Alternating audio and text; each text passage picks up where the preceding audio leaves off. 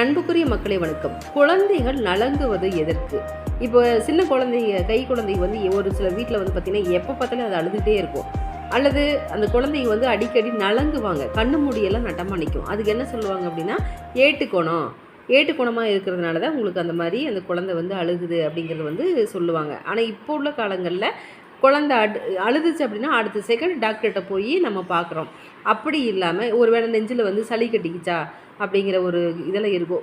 ஒரு சில குழந்தைகளுக்கு வந்து இயற்கையாகவே, அதாவது பிறந்ததுலேருந்தே சளி நெஞ்சில் கட்டியிருக்கும், மூச்சு விட முடியாமல் அது அழுதுட்டுருக்கும். சில குழந்தைகளுக்கு வந்து கண் பார்வை, ஏட்டுக்கோணம் வர்றது, அதாவது புணுப்புன்னு சொல்லுவாங்க, அந்த புணுப்பு தாங்கிறது, இதெல்லாம் அந்த குழந்தைக்கு வந்து இருக்கும். கணவன் மனைவி சேர்ந்துட்டு சுத்தம் இல்லாமல் அந்த குழந்தைய தொட்டாலும் அந்த குழந்தை வந்து அழுக ஆரம்பிக்கும். தேவையில்லாத நபர்கள் வந்து அந்த குழந்தைய வந்து கண் பார்வையினால் அந்த குழந்தை அழுகும். ஏன்னா குழந்தை தானே, என்ன வலிக்குதுன்னு யாருக்கும் சொல்ல தெரியாது அதுக்கு. இதை பற்றி தகவல்